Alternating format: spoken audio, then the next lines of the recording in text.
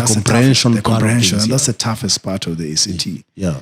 And that's what I taught. Oh, you did ACT? I did ACTs. I not only did ACTs, but the way I made my first 1 million shillings in the year 2000, between August and December, I used to tutor people ACTs. In fact, the founder of Africa's Talking, one of the founders, Son Kimani, I tutored him for 9 months. So that and he he could got be able the to 95th percentile in ACTs, verbal reasoning and mathematical reasoning, which is one of the highest worldwide, and it helped him get to 6 of the 8 Ivy League schools. Yeah, this Teddy, is... Teddy, I know you have flown some of our brightest mind out there. Of course. And I want us to have a session on that. Like, what does it take? How is that process? Why? Because me, I'm always interested, like, why? Like, actually, the reason why I did that, which I can answer in brief. There are some companies that came later, like Andela, which were watching or getting African talent and sending them to work for American tech companies. Yes. But they needed to have a foundation by teaching people how tech works. Yes. For me, at that period in 2000, yes, I realized, because that time there was this story that we were going to have, that all the systems will shut down. Yes. I forget what the 2000 bug. Yes, the millennium. The millennium bug. Yes. So I was wondering, if we don't have the right skills in Kenya or in Africa, and we have this millennium bug kind of thing, how are you going to manage? Yes. How are we going to live amongst other communities of the nations of the world? Yes. So I said the best thing for me is to go and take talent to the US, then bring them back. So what I was doing even at that time, which I was only, I think I was 20 or 21, I was probably 20 years old. Yes. 19. Yes. What I told them, including Eston, Bilha, all the guys I worked with, Bill and Dirango, Eston, yes, Irene, Mudoni, yes, Linda Mwende. Yes. Linda is now working for Google. Yes.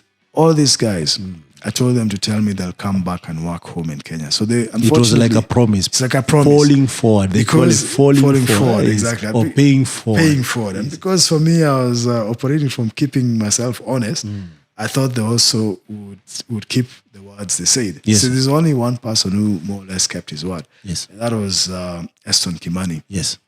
Who came back. Yes. But also for some Gikani, in a most unusual of ways. Yes. And in maybe a mystery of life. Yes. Before I went to the US, my father had just died. Yes. God rest his soul in peace. It's called George Edward Warria. Yes. I worked for Electronics and Infotech, which was run by engineer Kipsang Choge. So I got Victor Kiru. That was a local company? It was a telco, more or less. They were getting almost all the tenders from the defunct Kenya Post and Telecommunications Communication, because my boss then, engineer Kipsang Choge, had been the area manager for Nairobi for Kenya Post and Telecommunications. Yes. But he saw an opportunity to create his own business, because he'd do tenders and win tenders for this company. Yes. Which he was making a lot of money. Yes. So I used to work for him and with him, and I used to earn 3,000 at that time, which is a lot of money. Yes. Because he used to buy for me lunch and give me transport on top of that.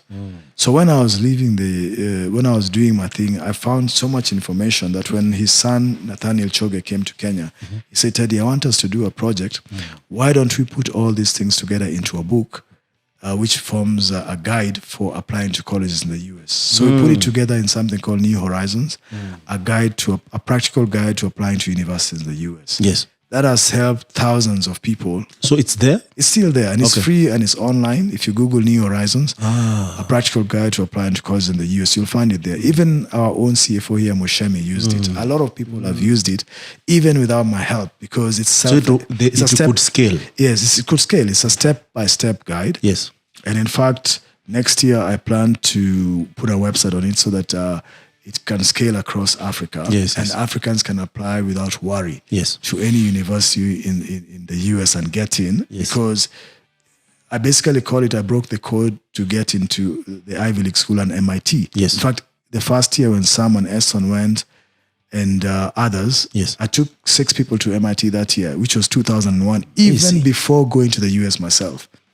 Amazing. So you use yourself as a stepping stone for these guys. Exactly. Actually, a bridge. Yes. You are a bridge. Yeah, I was a bridge because even Flora, who was one of the top students, went to MIT at that time. Sam went to MIT. And that's why Africa's Talking was born in a dorm room at MIT. Yes. So I usually like telling some people the Foundations of Africa Stalking was in an MIT dorm room, but somebody had to create that. Yes. I created that process. Yes. So I'm a co-creator with the founders of Africa Stalking in that regard, which I take a great deal of pride in. Yeah. Because we have made it happen. Yes. So they went to MIT. They came here and started a revolutionary technology company in Africa. Yes. And in fact, when I joined Africa Stalking, I didn't join with any title. Some just told me, come in, let's work on this company. That time, Sam was working for Morgan Stanley in New York. Yes. And I think the only person I met at the office had been Graham. Yes. Yeah. So after that, we brought in Zach Mwangi to be head of the technical part of the business. Yes. I was the head of business development. Yes. And then Graham, we put him something to do with the client service. Yes. And Retold was there as the admin. So that's the way it is. The 2 small rooms opposite Nakumatt Prestige. We'll get there, Teddy. I see. But I want to know, how was your transition from high school to now you are doing this, you're acting as a bridge for guys to go study in US? Because something interesting happened at that point. So I lost my father in 1997. And everything was dark. It must be devastating. I was in darkness because he was our sole breadwinner. I didn't know what to do. And you looked up to him. We looked up to him. And then the previous year, I'd also been very sick. I was sick for 6 months. We couldn't know what was the problem. The doctors couldn't find the problem. But I was sick and out of school. Yes. So with that, people say that when everything goes wrong, there's something good coming. There's something good coming. It's an African belief. It's an African belief as well. So I started just having these extraordinary visions or ideas. Yes. Like now I said, why can I not get a scholarship to go to the US? And when I first told my father that in 1996, my father thought, I'm dreaming. This kid is, where will I get the money from? Yes. But I just told him, I'm going to go to the US. Yes. And he could not believe. So everyone was like, this guy is crazy. So immediately I started doing this tutoring.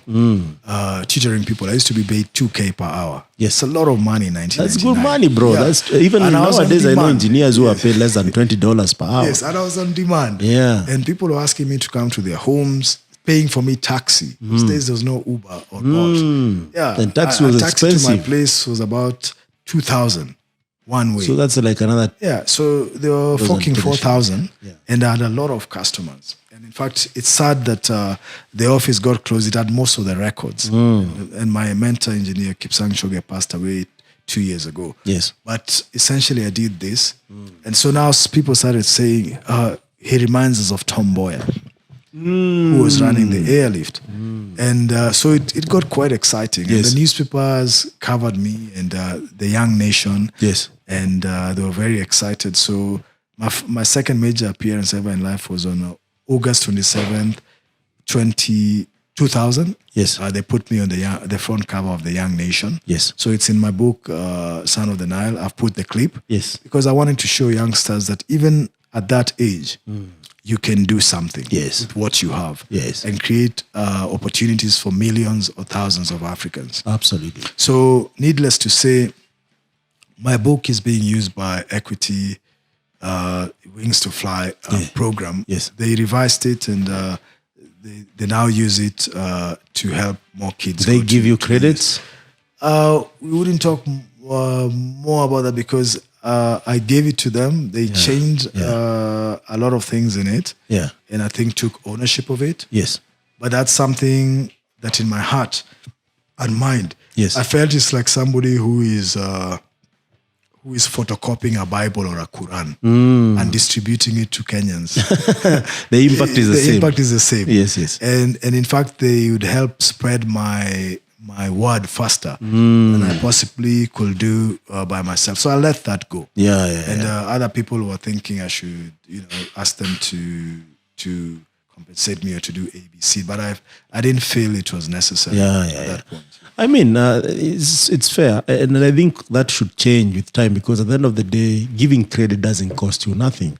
Because at the end of the day, people even understand where does this idea originate. Because if you talk about Tom Boyer today, there's not so much documentation about him, but what he did is there. It's evidence. It's remarkable. And in fact, even coming to Tom Boyer, I was very happy that during the Corona period, They are guys who are usually, I think they work closely with Netflix. Yes. It's my friend Salim Amin. Yes. He has a company called Camera Peaks. They followed me and did a story of me called Airlift to America. Yes. So I think it could most likely be shown on Netflix. Yes. But they did one of the best footages about my American journey. Yes. So it's 1 yes, hour. yes, yes. So I think it will be shown sometime in November this year. Talking about America. Yeah. I want to hear that story. It's called Airlift to America. So Yes. believe it or not, they even asked me, I won't divulge everything on the table because Don't preempt. not yet shown. I won't preempt it. But one of the things that I found interesting that they asked me, Yes. they asked me what I thought about gays. And I said that those are human beings. Yes. They have made certain choices and they must live with those choices. Because every choice. Yes, more or less I stated it in that manner. Yeah. Then I told them they should also give me room Yes. because I'm the 10th of 17th of a polygamous East African family. Yes. They should not question the fact that my father had 3 wives. Yes. Because it's also a choice Yes. that he made. Yeah. So that choice should be left like that. Yes. It shouldn't be frowned upon or looked upon as if he's a different human. Yes. Because even for us, we're not frowning or looking down upon them. We're Yes. accepting them as they are. Yes. So if they should also accept us Africans, especially the ones who choose to be polygamous, Yes. to be polygamous because Yes. it's a more natural form Yes. of living. Yes. But even they, as if they've chosen it to be that way, they should live with it in And peace. no one should force each other to adopt. To adapt to each other's sexual orientation or preferences. Or cultural norms. Exactly, or cultural norms. So that's was my take on that. And that's deep, by the way, if you Yes. think about it. Yes. And I even told them that my priorities are even not even about that. My priority is to build the best possible African talent. Yes. And to bring them back to build Africa. So for me, in a big way, Africa's Talking is a dream come true. Yes. Because out of it, like our colleague also for Graham Ingoho, Yes. when I first met him and he had told me he had never been on a plane, he had Yes. never been in an African country. Yes. I couldn't believe that we could build an African-oriented company Yes.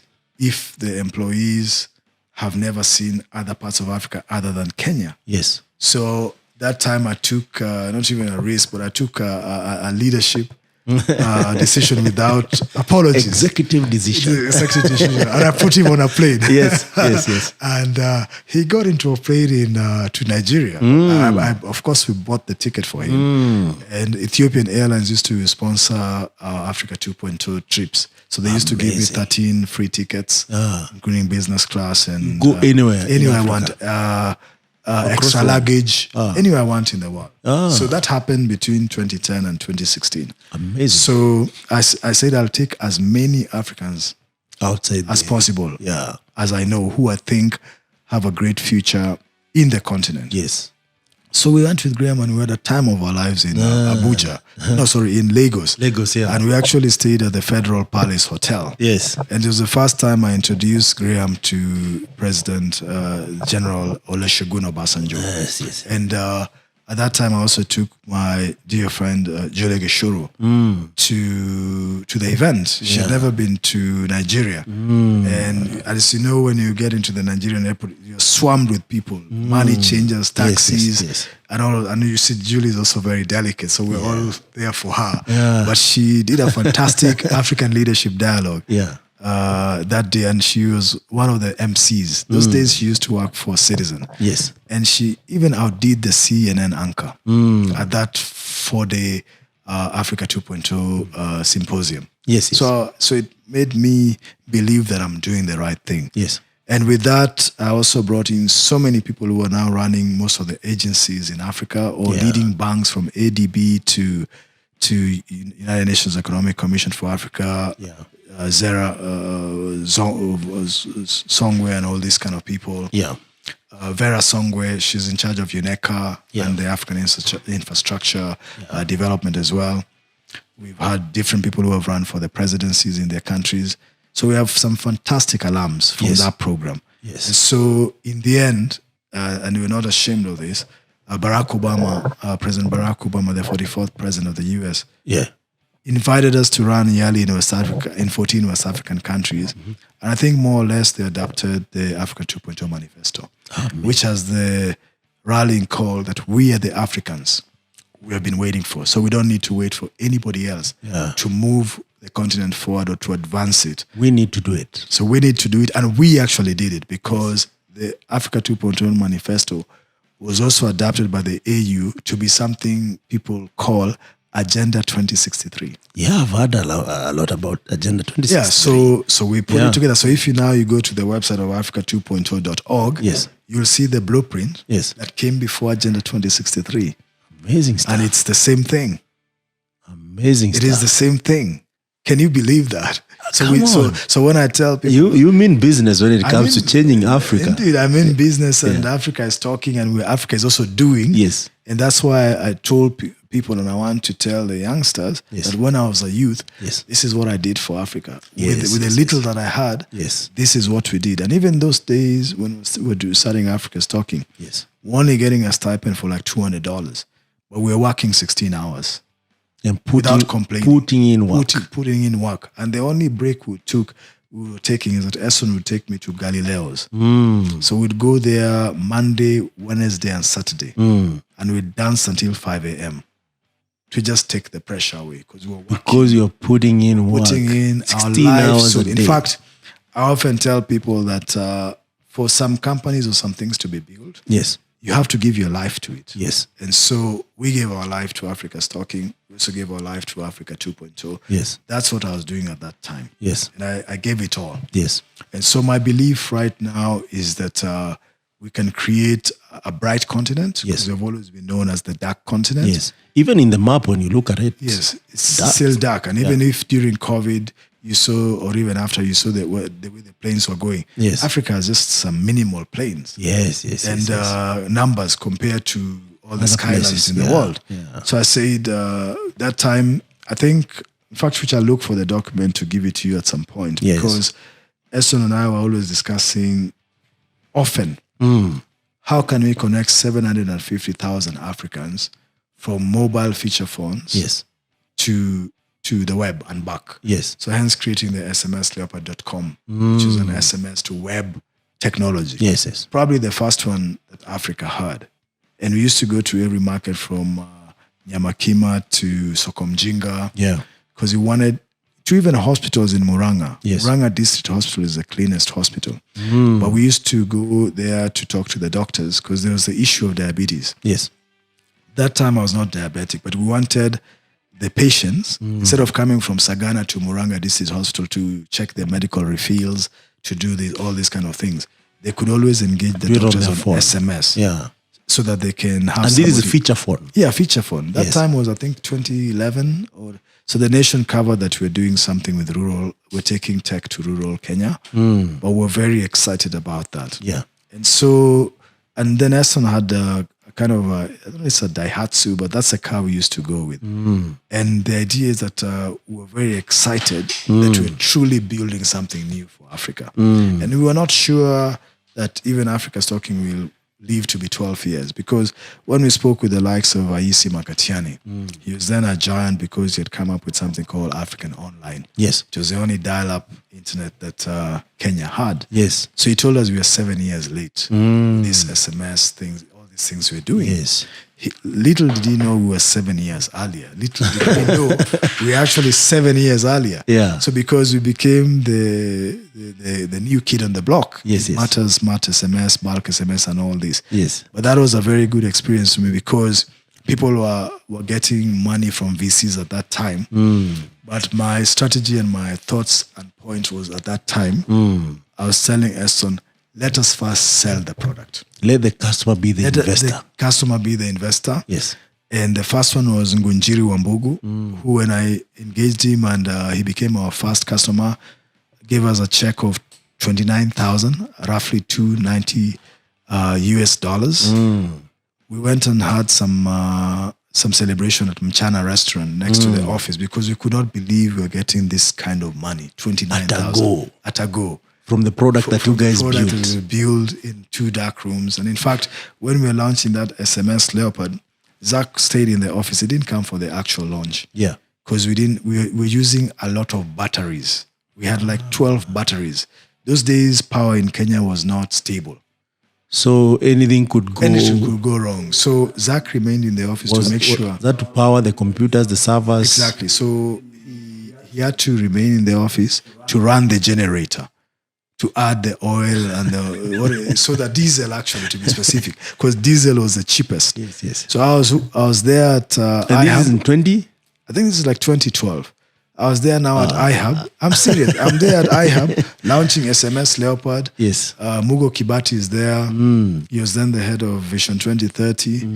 The ICT chairman of Engineer Reggae was there. He was then the ICT chair in Parliament. He came to see what we were launching. Yes. All the big boys were there, and it was at iHub. Yes. Jessica Colasso had been kind to provide the platform and the refreshments for us, because we didn't have enough cash, and we didn't even pay for the space. Yes.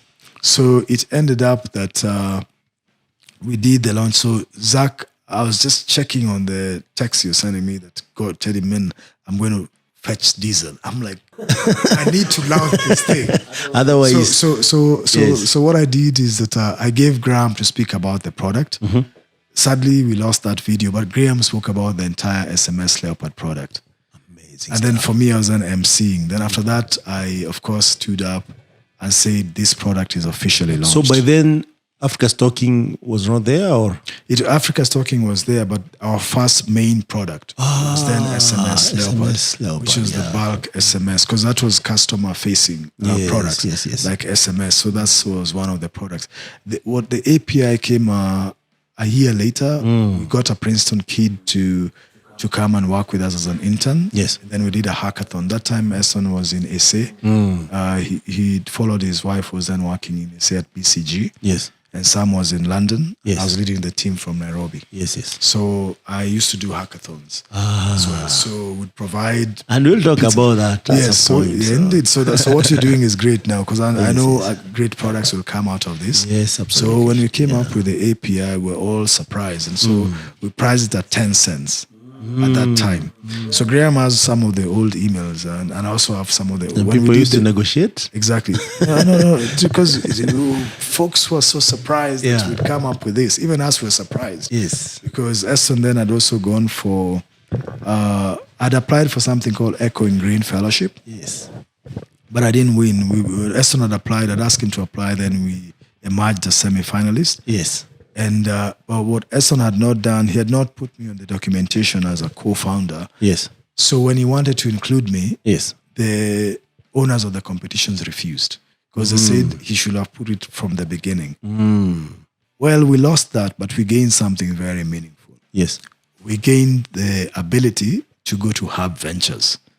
So Hub Ventures gave us some money. I think it was $27,000. Yes. And a 90-day training. So Eston represented us. And then he saw closely how Tulio was working, because they tutored him and they coached him, and we made the product better. Yes. So he was then in San Francisco and we were here. So he saw the poverty and the strength of innovation in San Francisco. Yes. But at the same time, we used to talk a lot on the phone. Yes. And inspire the team. Yes. Because then he was in the US, he's in Silicon Valley. I think where the action is. So everybody, the young techies and everybody was getting very excited. Yes. That we're getting there. Yes. So people were doubling down their efforts. So that product skyrocketed and became our number one product. But at some point, then I left so that I do more of Africa 2.0. Yes. Because my dream then was that wherever every country Africa 2.0 is, yes, or wherever Africa's Talking goes, yes, I wanted us to share space, yes, so that we build a connected and prosperous Africa. Because one was a civil society organization and then one was a business. So one could feed into the other and vice versa. Yes. So that's what was... and that's still the culture even today. Exactly. Because now I'm happy because Sam is putting together Africa Talking Foundation, which I think will carry on with some of this type of work. And I'm very keen to... Because when you're in the US, they say you are homesick. Yes. When I come here, they say I'm homegoing. Yes.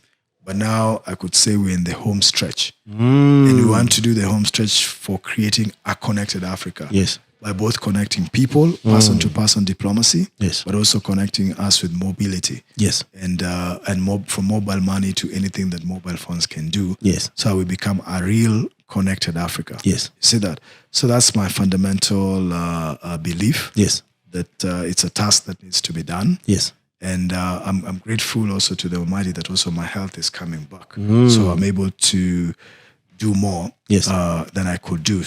Yeah. I mean, this is interesting. And one of the things that I feel like we should talk about maybe in future is, how did you go to US? And how did that influence, some of the decisions to come back and rebuild and focus on ensuring that what you had initially, aspired to do as a young leader. So actually, you're doing it. I'll do that. I'll actually make a summary for now. Yes. When I was in the US, my teacher, Laura Graves, taught me how German was. Which university was that, or college? So that was the first college, South Plains College. Okay. She took time to teach me about servant leadership. Yes. As expressed by Robert Greenleaf. Yes. It's a fantastic book. Yes. It's called Servant Leadership. Leaders without a title. Leaders without a title, but leaders also who are ethical and get things done. They Yes. don't need titles to get work done. Exactly. They get it done. Yes. So, in fact, Yes. I may read the full name of the book. It's called Kindly. The Power of Servant Leadership, Yes. A Journey into the Nature of Legitimate Power and Greatness by Robert K. Greenleaf. Yes. So she gave me that book. Yes. And she also gave me a book called The Journey to the East. Yeah. So this is a book by Herman Hesse. Yes. And she likened me to Leo, Yes. Yes. without whom the journey to the East was not going to be possible. So I also see the journey to the African advancement Yes. cannot be possible without the creators or co-creators of a new Africa, Yes. which I consider myself to be one of them. Yes. So rather than stay in air-conditioned offices in New York, in fact, if I was still in the US, Yes. I will most probably be a doctor in New York, Yes. a medical doctor. Yes. Because that is the path which I was taking as a pre-med student. Yes. But I'm actually very grateful that on coming back in 2010, Yes. when Eston invited me to join Africa's Talking when I was coming here on a holiday, Yes. it's the right decision that I made. Yes. Because I could just be in a solitary room with one patient because I'm extremely good with my hands. So Yes. I with both sutures, I was trained to do sutures, which I did. Yes. So I can actually do sutures on you. Yes. If you have a torn skin. I can draw blood from any part of your body without you feeling pain. It will be, I'm very good at that until now. Yeah. So I'd already done all those things. And that was the path that I was going to be. Yes. But I think my true path is actually what I'm doing now. Yes, because without building a new Africa, I'd be seeing Americans building their America with us there. Yeah, and you Nobody's admire, you building can't do home. anything. So yeah. my teacher, Dr. Graves, did two things. First, she told me about Lewis and Clark, Yes. who discovered America Yes. and through journeys and explored America before other people came to build it. See that? And then secondly, when I was helping African Leadership Academies, Fred Swanica, Yes. to co-write the curriculum called Leadership, Entrepreneurship and African Studies, Yes. it occurred to me that when we were being trained, Fred gave us a book on how, it's called the Manhattan Project, Yes. on how America built the atomic bomb. Yes. And how they called their best talents to go to New Mexico, Los Alamos, to build this thing to defend America, Yes. which was actually an atomic bomb.